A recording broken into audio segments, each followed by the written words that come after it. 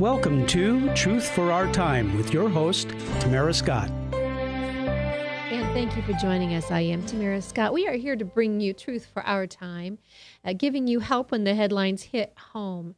And here's why. If God expects you to live through it, He has directed you how to do it somewhere in His Word. And so we enjoy getting information to you that you don't often get from other locations, other news sources, because you cannot you can't come up with a solution unless you know the problem. And so today we're going to be talking about something that I'm guessing many of you have not heard about, the EMP, the threat of electromagnetic pulse, that type of I guess it's called a bomb. We'll learn when we talk to our guest here a little more information about it, but how it can easily stop everything we know and do today, bringing our transportation to a halt, bringing our food delivery and our ability to get food into a dangerous situation, just really changing life without what we know as a war type scenario in the past. So we'll be talking with Ambassador Henry Cooper and Dr. Peter Vincent Pry on both of these issues, two experts. We'll also be discussing some of the questions that should be asked tonight at the CNN debate at Reagan Library in California. Now, if you're listening to this live, we thank you for joining in with us on webcast1live.com, webcast1live.com. You are welcome to chat along. You're welcome to call in at 515-244-0077. And if we have time, we'll take a call. I'm not sure how much time we'll have. I plan to somewhat just turn the show over to these two experts, and they're quite a team. And the article we'll be talking about is coming from, this kind of cracks me up, on Iran. Don't trust, never trust, and verify. And we'll get into why this is so dangerous. But it's an article that they have in the National Review. I want to first thank our sponsors so I don't forget when we get into our show. We want to thank Webcast One for making it possible for us to be here with you every Wednesday morning at 10 a.m. And you can, like I said, participate in the show live. You can listen to it later on our website, tamarascott.com. We'll have the link available for you there. And then you can also email a friend and let them know it will be live on air on 99.3 at noon on Sunday. So live at 99.3 on Sunday. Of course, the debate will be over by then, but the information that we're going to talk about on the EMP will still be incredibly relevant and something that you need to know and become aware of. Let me just come at it this way. I had my first sighting with a bobcat here in Iowa, right outside my back door. I'm in the country. At first, I was intrigued as I watched this cat go through my lawn right next to the trampoline where my children play, where my grandchildren will play. And then it hit me. Here is a bobcat in the middle of the day where my grandchildren will play. And before, I was just kind of intrigued by the idea that Iowa has bobcats or mountain lions, and what would that look like? And I wanted to see one, and I was quite impressed to be able to see this cat. I followed it, went out the front door, followed it through the timber, watched it a little bit. It was a little eerie. But I'll tell you what, now that I know the threat is there, when I go outside, I'm a little more careful. I look around a little more carefully into the timber. When I hear things cracking, I'm a little more jumpy than I was the day before I saw it, because I know the threat is real. Why do I bring this up? Because most of us have no idea of the impending threat that we are facing in our nation with either an EMP or any other type of intercontinental ballistic missile coming from Iran or any of the other Middle Eastern countries, but I would say especially Iran with this Iran deal, and the fact that they continue to say death to America as the negotiations were being signed, the fact that we are not allowed to see any of the side deals. We've not read them. No one from America will be allowed to, according to Senator Joni Ernst here in Iowa. And as I said to you last week on a show as a guest, I made the comment, Ryan, do you have that clip? Let's play that clip. The leader of Iran, am I right in that title? Ayatollah Khamenei. The Ayatollah has said that if the Iran deal goes through, Jerusalem will not exist in 25 years. I don't even know if he put that precursor on there. He just says they will not exist in 25 years, and we will hound them until they are destroyed. But the defenders of that will say that that's only for internal consumption. That's to appease the people. That's not the message for the rest of us. In the same article, the White House is saying that the deal is based on verification, not trust.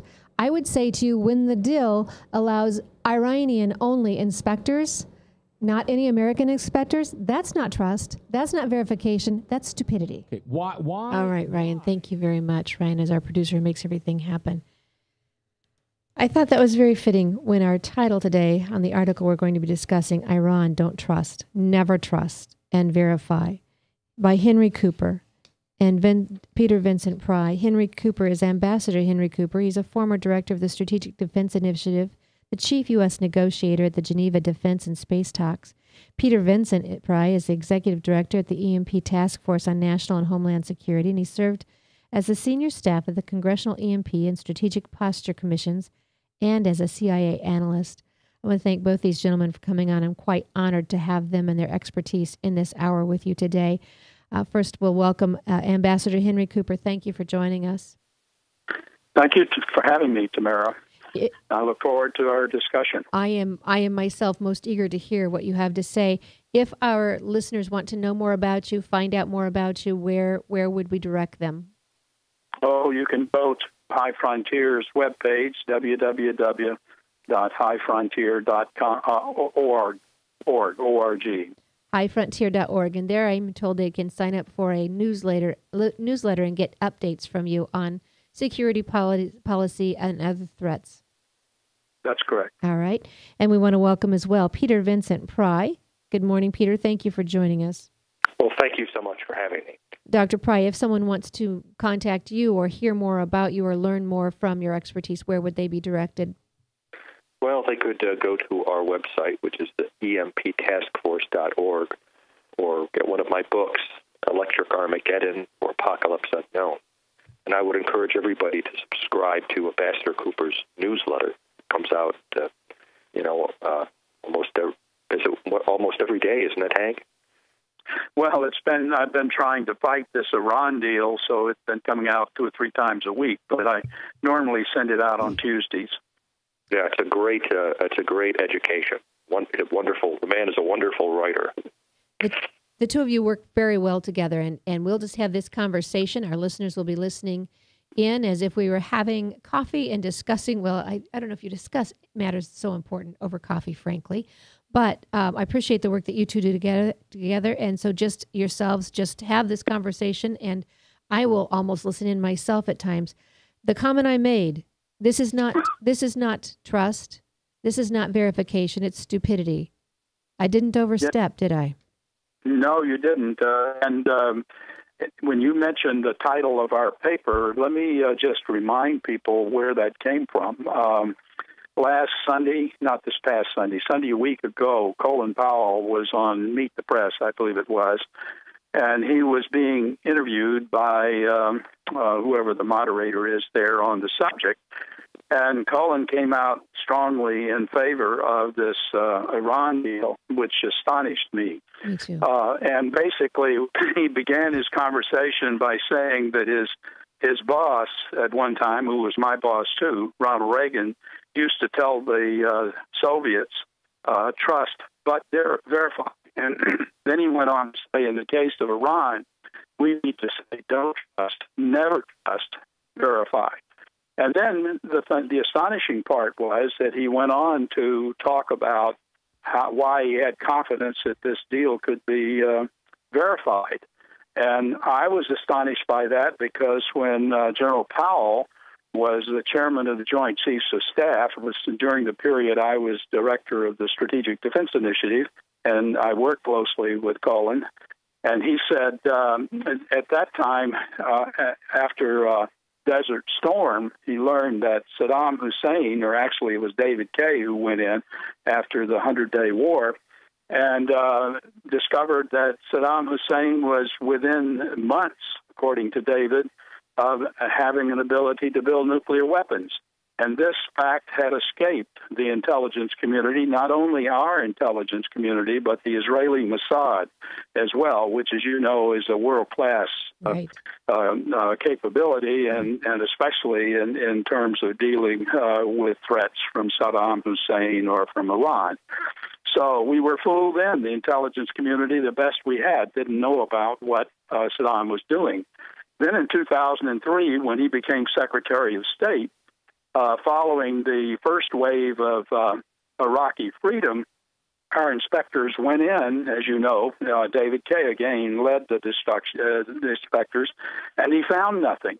And in this case, prior to that conflict, you may recall that George Tenet, who was the Director of Central Intelligence, had critically reviewed all of their intelligence information at the insistence, actually, of Secretary Powell. And Tenet said it was a sure thing that they had it. He called it a slam dunk. And that was enough to persuade Powell to go before the United Nations and make the case that Saddam had the nuclear weapons and essentially had them in hand. And he got burned very badly on this, because, as did Tenet, of course, because when Kay and others went in inspecting, they found that it was all a ruse, that even though Saddam Hussein had claimed he was building nuclear weapons, there were none there. Although some of us believe, and I believe, and Peter can comment on this, that he actually moved chemical and biological agents that he may have been working on out of Iraq and into Syria. And we've seen some evidence of that showing up more recently, as you know.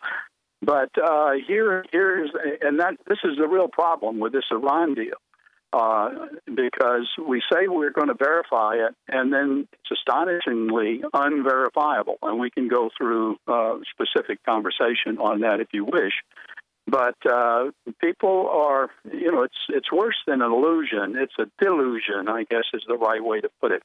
Don't you agree, Peter? Well, of course I do. Which is why we're co-authors on the article. The IAEA. I mean, one of the worst aspects of this deal was the idea that the IAEA is being relied upon to do the inspections, and they've got a notoriously bad history as a watchdog. Libya and Syria, North Korea, and Iran have all been conducting at one time or another clandestine nuclear weapon programs. During IAEA inspections, right under the nose of the IAEA, and they never discovered them. The IAEA, in fact, we now know the Iranians have basically been crashing on the bomb, by the IAEA's own estimate, for about 30 years now, okay? But they didn't know about that. They didn't know about it until 2002, when Iranian dissidents told them. And our own intelligence community didn't know either. So all of these claims by the administration that the IAEA and our own independent intelligence capabilities can be relied upon to catch the Iranians cheating on this nuclear deal are simply not supported by the history. IAEA has never caught anybody cheating on these nuclear weapons programs. And historically, no deal like this has ever stopped a bad actor from getting the bomb who's wanted to get one. The only cases where we have, in the cases where we have managed to stop someone from getting the bomb, we managed to stop Nazi Germany by the strategic bombing campaign. Okay, that stopped them from getting the bomb. The Israelis stopped Saddam Hussein during his first attempt to get the bomb in 1987 when they bombed the Asyric reactor. That stopped him from getting the bomb that time. We stopped him from getting the bomb the second time during the 1991 Persian Gulf War that Hank was referring to, when they got within 6 months of the bomb. And that wasn't just David Kay's estimate. Dr. Fry, I'm going to hold you right there because we've got to go to break, and I don't want anyone to miss it. We'll be back shortly after these messages from our sponsors. Stay tuned, because this is information you are going to want to know. how to protect your family. It's your responsibility. We'll be right back. From the RE/MAX Real Estate Concept Studios, this is Webcast One Live.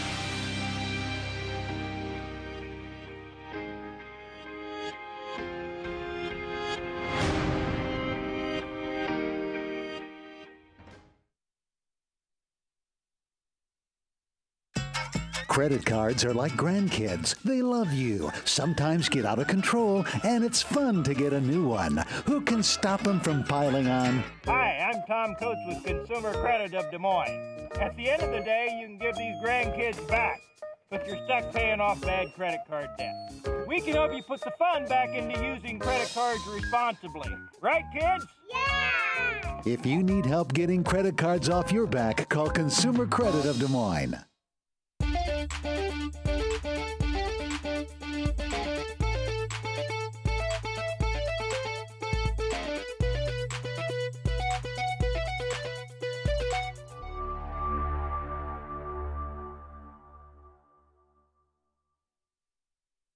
Hi, I'm J. Michael McCoy, and about 20 years ago, I went to a used car salesman by the name of John Hewitt. He had a little shop over there on North 2nd Avenue called John's Auto Sales, and I bought a car. I found that experience to be one that I had never had before from a used car salesman. He was honest, he was dependable, he had integrity, and he did what he said he was going to do. Well, over the years, between my kids and grandkids, I purchased 7 vehicles from John's Auto Sales. And last month, I asked him to be a sponsor. I can tell you about their huge selection. I can tell you about their years of experience. I can tell you about their honest integrity. But all I really need to tell you is that I bought 7 cars, and you can trust them. John's Auto Sales, 5435 2nd Avenue, Des Moines.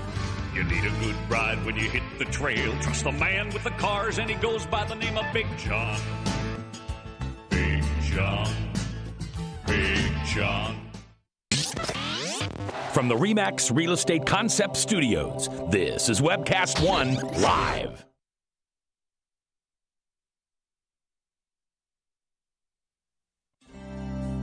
Welcome back to Truth for Our Time with your host, Tamara Scott. And thanks for staying tuned. I am Tamara Scott. You can get the archive of this show available at tamarascott.com afterwards. You can also hear it on 99.3 Sundays at noon. And if you're hearing it at the Sunday show and you're thinking, gosh, I want to hear this when it's live, join us at 10 a.m. on Wednesday morning, webcast1live.com.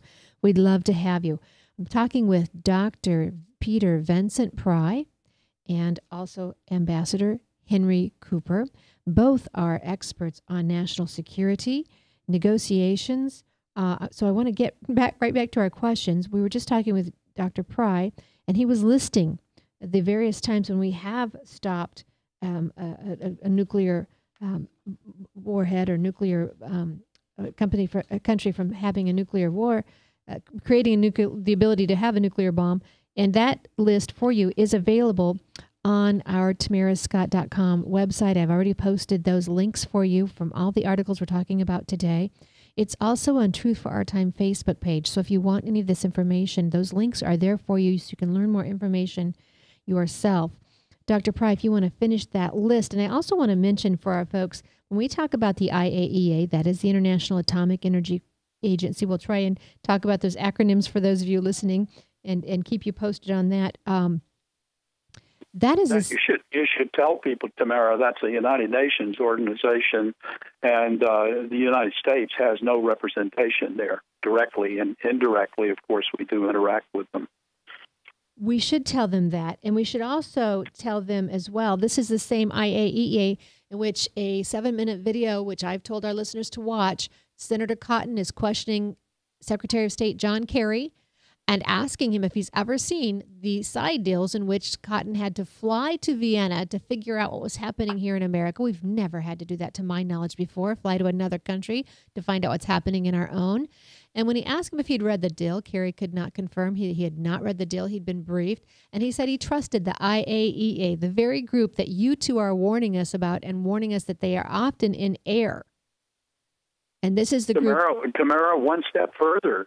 It turns out, as you know, at one of the key sites, the IAEA is relying on self-inspection by the Iranians.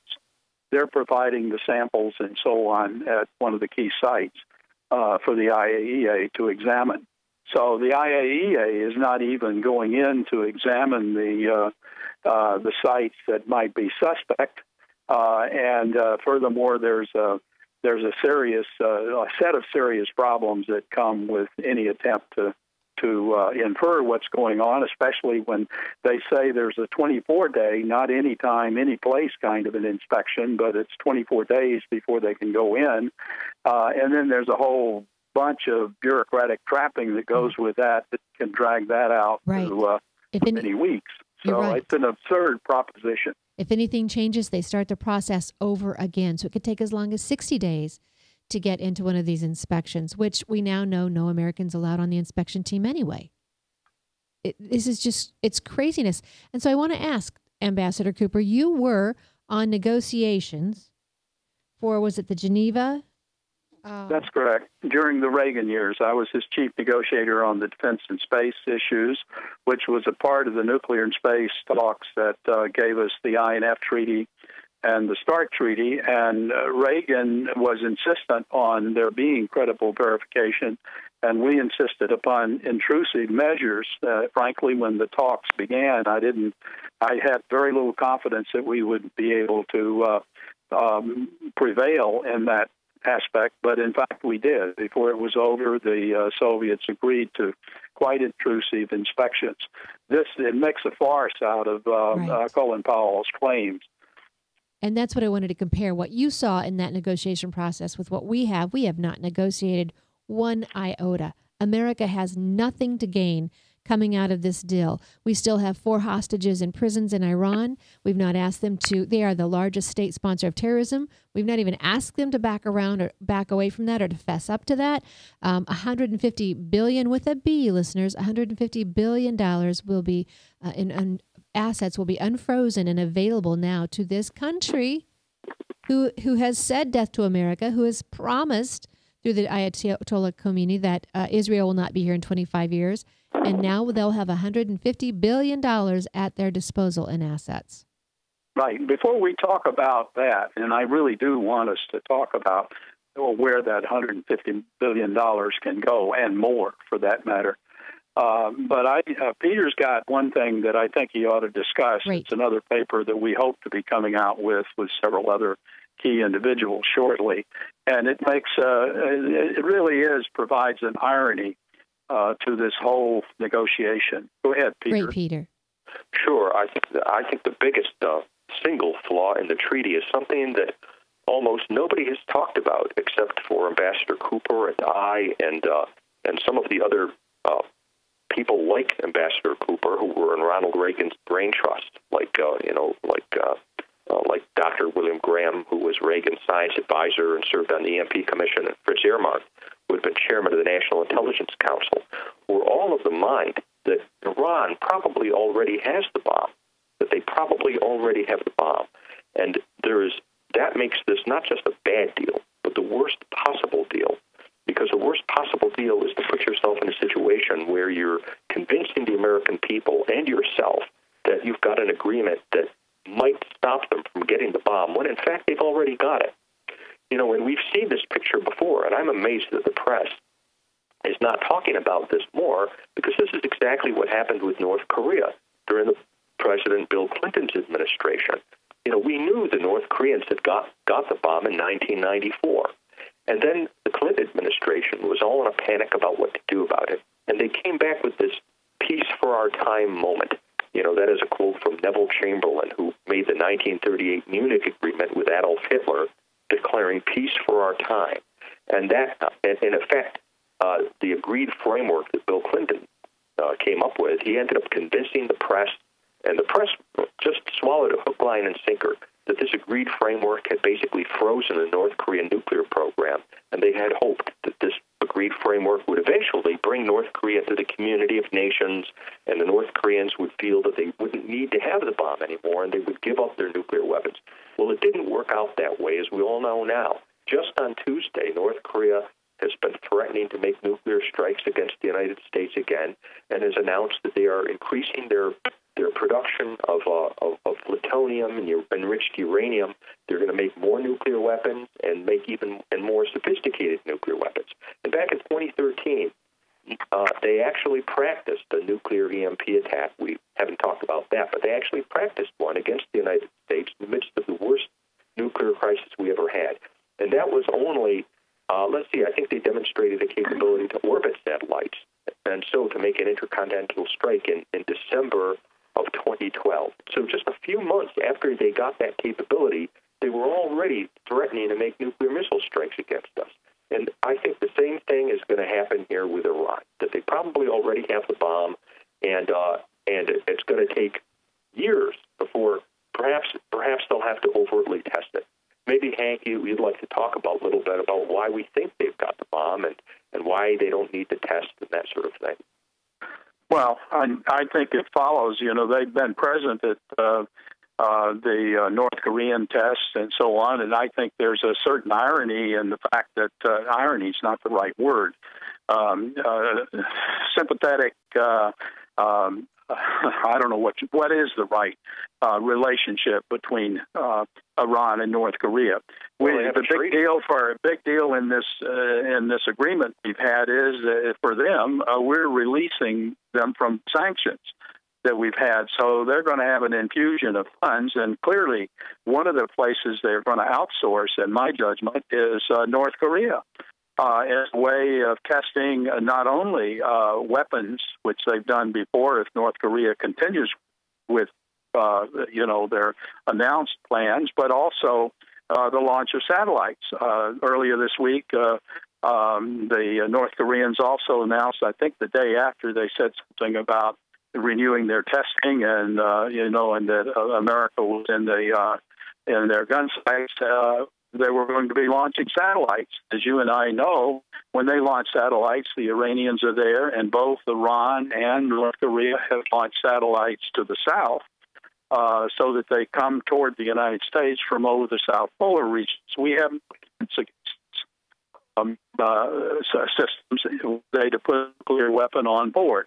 And, I think it's to talk about that because that is a clear and present danger as far as I'm concerned, because North Korea and Iran have both launched satellites on trajectories that come over the United States and done things in a way that suggests that they really have plans to carry out this kind of an attack to which we're totally vulnerable. And gentlemen, explain you that. Sort of spearheaded that, Peter. So you should talk about that. Well, and explain, please. Did the satellites, I believe, come in under the radar? Is that the issue, that the trajectory you're talking about? Well, yes, it's not under the radar. They'll be in space, and if we had radar that was looking in the right directions, we'd see them, and we will know that they've been launched because our satellite systems will see them launched. The problem is you have to be able to track them so that the defenses that we do have in Vandenberg Air Force Base, for example, might have a shot. But our space systems I don't believe the ones we have deployed today really have the capability to provide the needed tracks. We need additional radar of the sort that we have looking at launches originally from the Soviet Union, but from China, North Korea, and Iran over the North Pole. All of our efforts during the Cold War were directed toward a threat that would come at us out of the Soviet Union, and those ICBMs would come over the North Pole. So that's what we've designed our missile defense systems to counter, and we've left the door open, if you will. Threats that come from the south, even from ships in the Gulf of Mexico, for example. We have no defense against that today. And it's absurd that we're leaving ourselves in this vulnerable situation, but there we are. Peter? A few more points on, why we think Iran probably has the bomb right now. Just some common sense things. You don't have to be a nuclear physicist to know that in World War II, during the Manhattan Project, it took the United States only 3 years using 1930s and 1940s era technology to build 2 atomic bombs of completely different designs, and both of them worked perfectly.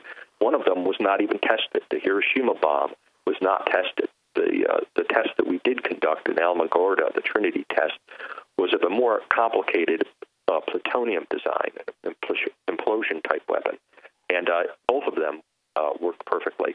So we know from our own experience that you can build atomic bombs without testing and that they will work perfectly. Israel has got a nuclear arsenal. They never tested. South Africa built nuclear weapons. They never tested. So we know from the experience of other countries, too, that Iran could build the bomb and have confidence that it would work without testing the thing. So we built atomic bombs using 1930s and 40s era technology in just 3 years, yet Iran, supposedly, according to the Obama administration, has been crashing on the atomic bomb for 30 years, 10 times longer. And if they are to be believed, they still don't have it. That just seems wildly implausible when you look at the timelines. And there's really a smoking gun that they have the bomb. If people, I've made a lot of criticisms of the IAEA, and they deserve all of it. But one of the few good things the International Atomic Energy Agency did was they wrote a report back in 2011 on all Peter? I hate to cut you off again. We're right at a break. When we come back, we're going to come right back into that report. So hold your thought. We'll come right back into that report. Tamara Scott, stay with us. From the RE/MAX Real Estate Concept Studios, this is Webcast One Live. I'm Brian Leach, owner of Service Legends, and my position is Chief Talent Officer. I'm Nicholas Wonderscheid. I am Bernie Homs. And I'm the Service Manager. Marketing Director and Client Relations Manager.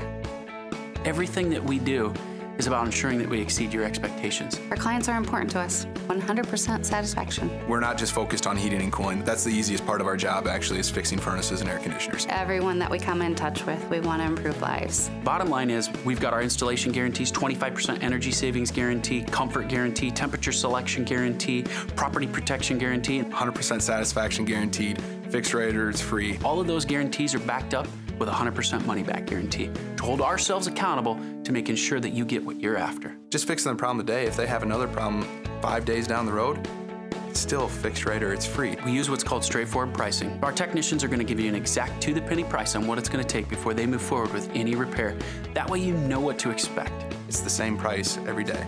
No surprises. If you get off work at 5 o'clock in the afternoon, you come home, you realize that, oh, my furnace is broken. Now you need to call somebody out that night. You shouldn't have to pay more for that. We're guaranteeing service 24/7. We run afternoons, evenings, nights, weekends. We're staffed to work that. Phone rings at 3 in the morning. You'll get one of our representatives answering the phone every time. We're not sending you out to Timbuktu in some call center. It's our Service Legend team members, our mission control team. I'll take a call anytime. And then they answer the phones the same way during the day as they do at night. It's a great day at your service company. How can we make you smile? That's the only way to provide true 24-hour service. When you're able to let somebody actually live in their home safely when they weren't able to do that before, where they don't have to stay up at night and worry about, is the heat going to come back on? Are we going to freeze the pipes? Is the baby in the room next door going to be sick because they got too cold? When you're able to help somebody overcome challenges like that, that's impacting a life. That makes a difference. I get goosebumps thinking about it. I love the team. I love the people that I work with. We have fun, but we work hard. I call them my ambassadors of legendary service. If you could just envision what that is, that's who we're sending to your home. They literally will call in, pick up the phone and call and say, hey, I want to talk to your manager. And I get on the phone, they're like, that technician that was at my house was the greatest technician ever. That's cool to me. We want to brighten people's days. Every person that we have going into the house has gone through an extensive background check. Drug testing. We have a very thorough interview process that 1 out of 140 people make it through. If we promise you something, that's what you're going to get, no matter what. We're here when you need us to protect the safety and comfort of your family. If you're not happy, we're gonna make it right. If we're willing to put 100% money back guarantee on what we do, what type of work do you think we do? Give us a call. We're there for you 24/7, 365 days a year. Enough said.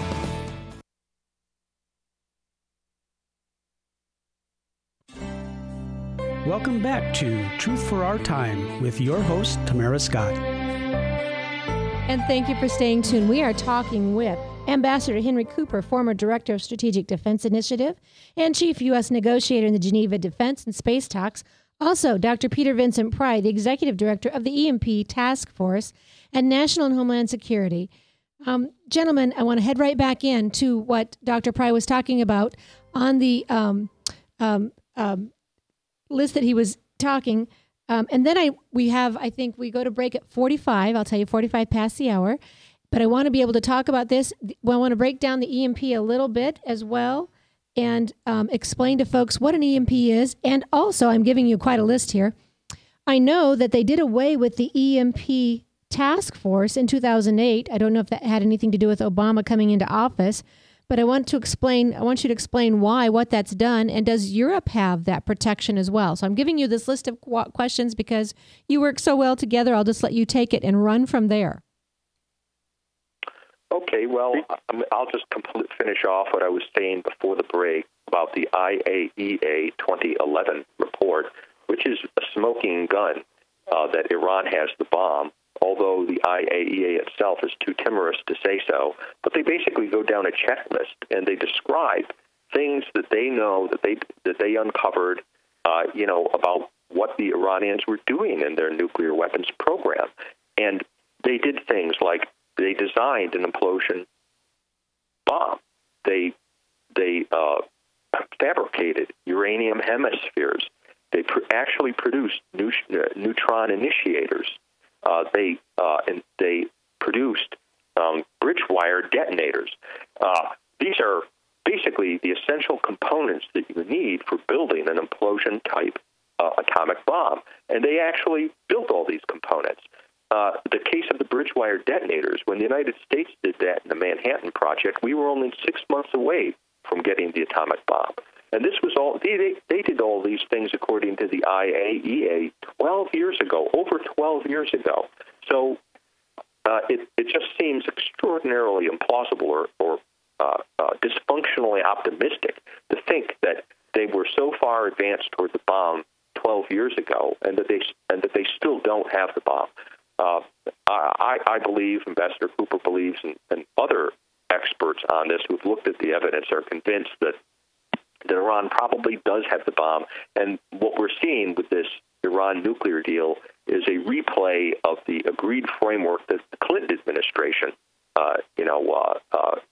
bamboozled the American public about. I think for political reasons, wanted to take credit for stopping North Korea from getting the bomb, but that all turned out to be a lie.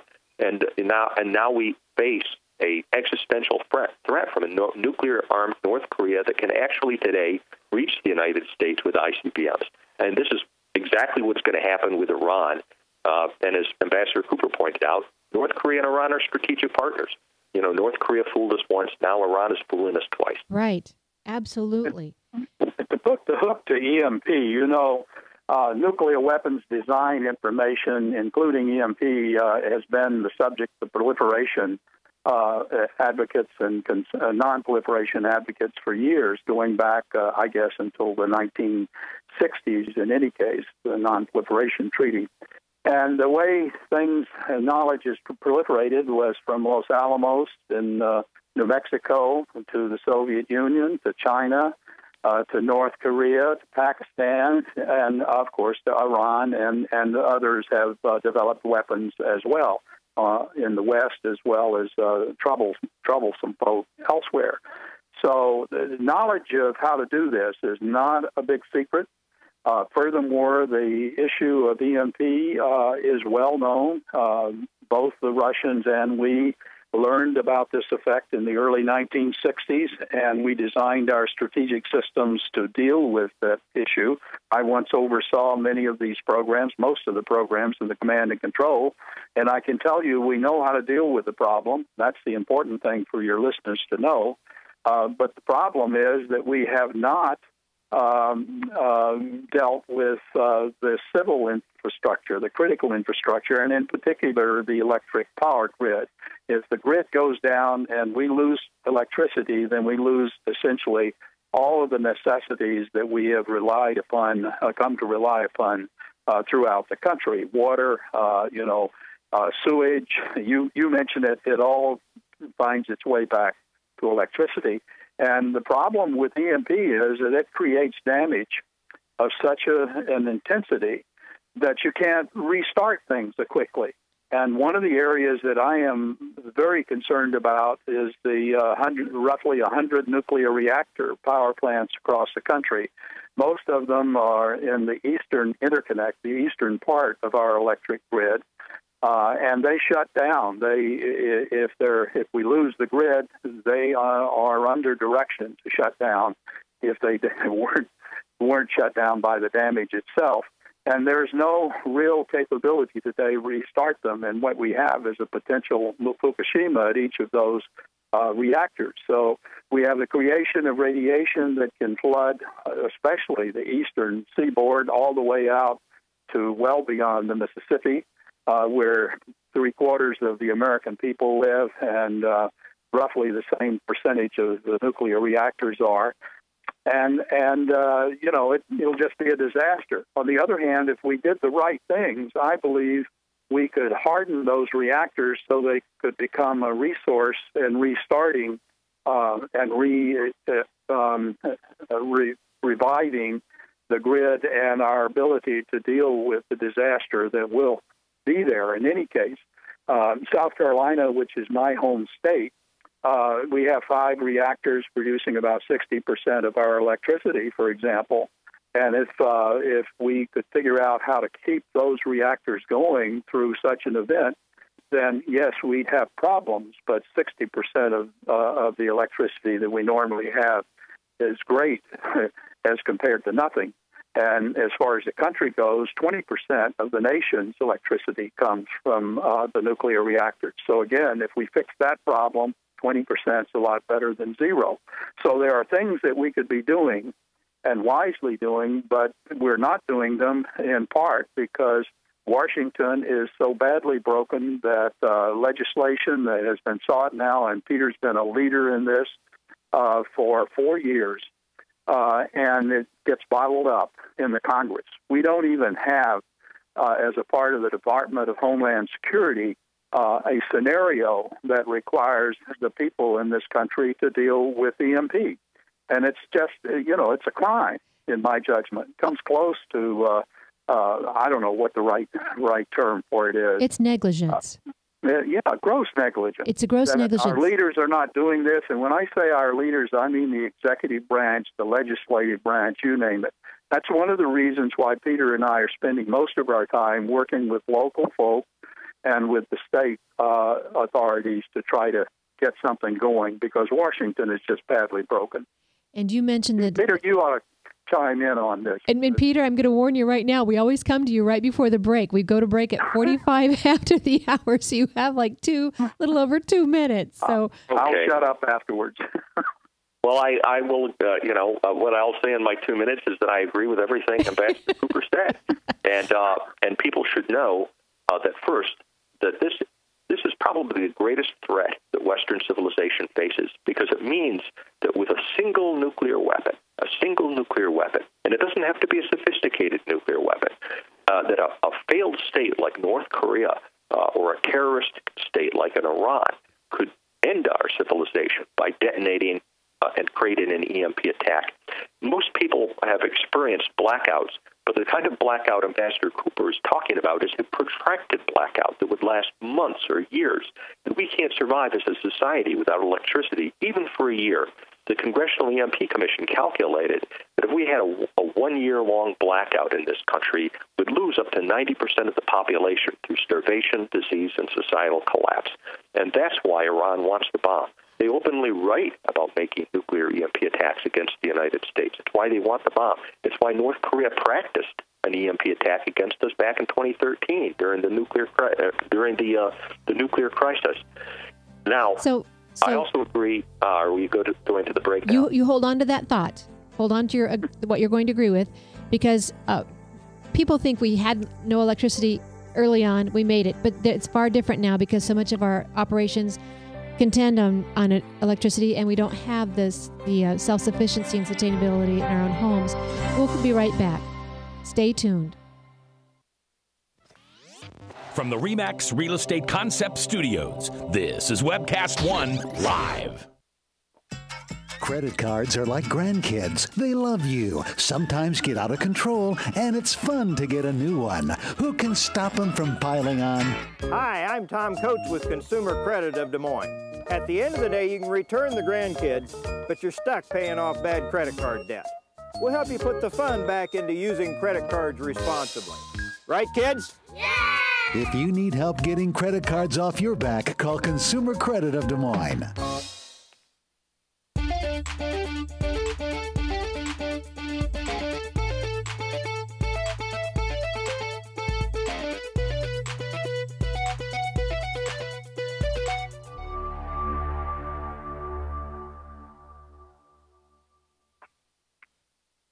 Hi, I'm J. Michael McCoy, and about 20 years ago, I went to a used car salesman by the name of John Hewitt. He had a little shop over there on North 2nd Avenue called John's Auto Sales, and I bought a car. I found that experience to be one that I had never had before from a used car salesman. He was honest, he was dependable, he had integrity, and he did what he said he was going to do. Well, over the years, between my kids and grandkids, I've purchased 7 vehicles from John's Auto Sales. And last month, I asked him to be a sponsor. I can tell you about their huge selection. I can tell you about their years of experience. I can tell you about their honest integrity. But all I really need to tell you is that I bought 7 cars, and you can trust them. John's Auto Sales, 5435 2nd Avenue, Des Moines. You need a good ride when you hit the trail. Trust the man with the cars, and he goes by the name of Big John. Big John. Big John.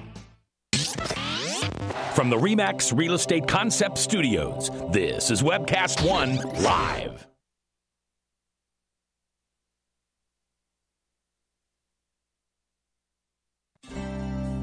Welcome back to Truth for Our Time with your host, Tamara Scott. Thank you for staying tuned. We're talking with Ambassador Henry Cooper and Dr. Peter Vincent Pry. And Peter, I want to go right to you and allow you to finish your thought. I also want to direct people to your Family Security Matters article that talks about heading toward an EMP catastrophe and the fact that for $2 billion, which is what we give Pakistan in foreign aid, we could have protection against EMPs, RFWs, cider bugs, hacking, physical sabotage, and severe weather, all of the above for $2 billion, and yet we haven't done it. So go right back in, and gentlemen, I'll warn you, we have 55 after we're done with the program. That's our last, and I want us to give our listeners the questions that should be asked at tonight's debate, or what we should listen for from our candidates, or those questions we should ask. If the host fail, and one of them says their goal is to create an argument between the candidates, yippee, how irresponsible, rather than finding out who understands the threat against America and our best security moving forward. So, Peter, I've just given you quite a list. Yes, so why haven't we spent the $2 billion? And it's because what Ambassador Cooper said before is absolutely correct about Washington being so broken. And it's not that everybody in Washington is a fool. Indeed, majorities of the House, in fact, by unanimous consent, the bills have passed through the House of Representatives, everybody voting for them. But the problem, one of the things that makes Washington broken, is that you've got a situation where a single senator, all the electric power industry has to do is just bribe one senator, and they can defeat the will of the entire House of Representatives by putting a hold on a bill, and they don't even have to take public responsibility for it. They can do it anonymously. Will you tell us who that senator is? I want to say quickly, and then turn it back to Ambassador Cooper, that we don't have to rely on Washington and shouldn't be relying on Washington. He and I have been going to the states because states can harden their own electric grid. And Ambassador Cooper's son, Scott, deserves credit for starting with Senator Bryce Reeves, getting the first state in the United States protected, or at least moving in the direction of protecting itself from an EMP catastrophe. Virginia, the electric utilities in Virginia, Dominion Power, is actually starting to harden the Virginia grid against EMP. And we have gotten bills passed in Maine and in Florida for those states to look at hardening their grids. So you don't have to wait for Washington and shouldn't. You should talk to your governor, to your state representatives, to your Public Utilities Commission, and say, we want to get our state hardened against this EMP threat. We don't want to wait for Washington. Very good. And you both have already given us hope. I was concerned that people would hear this and be discouraged, that it looked very bleak. You're both giving us hope. The $2 billion program that we could put in place, you're giving us hope we could do it through our own states by working with our own state legislators. Can you give us the senator's name who is your holdout in D.C.? I can't do that because I've got to work with. Okay, I understand. I understand. And at this point, I'm going to give. And it's not only the senators. I will give you one congressman who is a problem, and that is the I was going to give you his name. He's a congressman who chairs the House Energy and Commerce Committee. Fred Upton from Michigan, a Republican who has blocked it. And this is not, by the way, a Republican versus Democrat issue. It shouldn't be. It's a national security issue.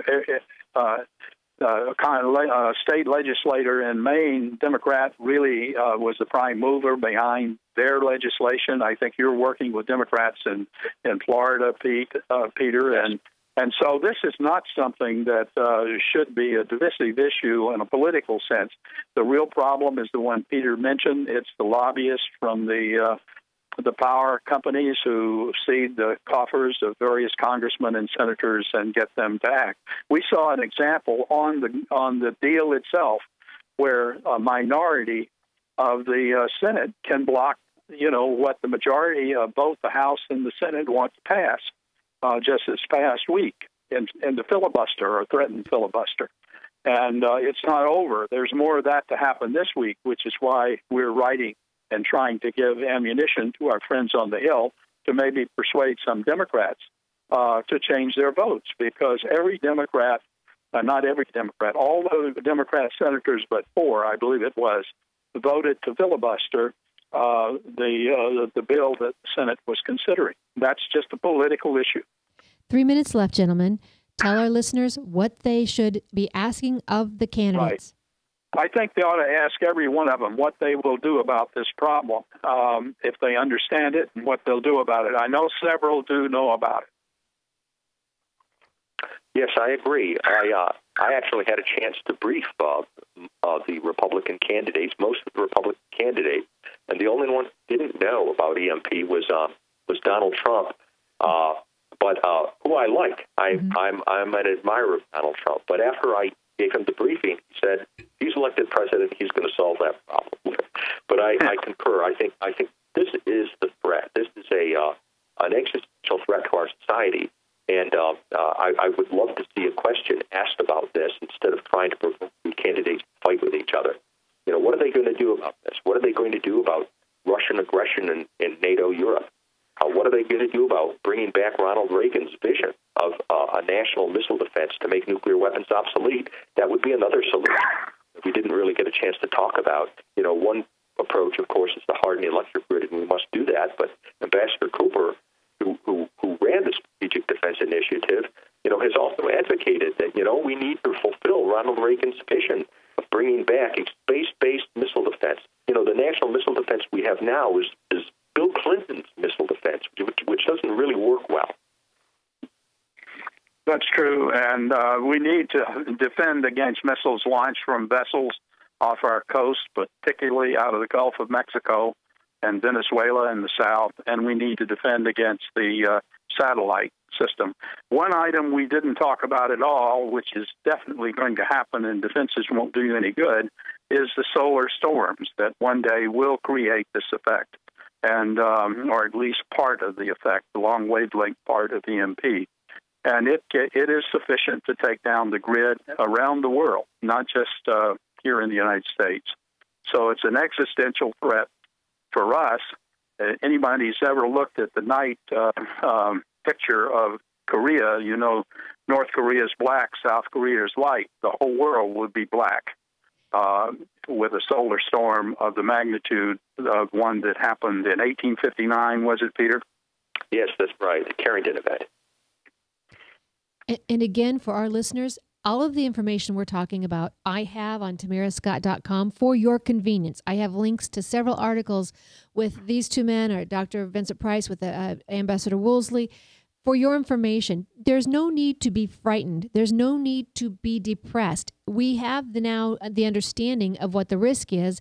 Now we can pursue the solution with the senators, the congressional members that answer to you, and the presidents that will be in your state vying for your vote throughout this presidential election.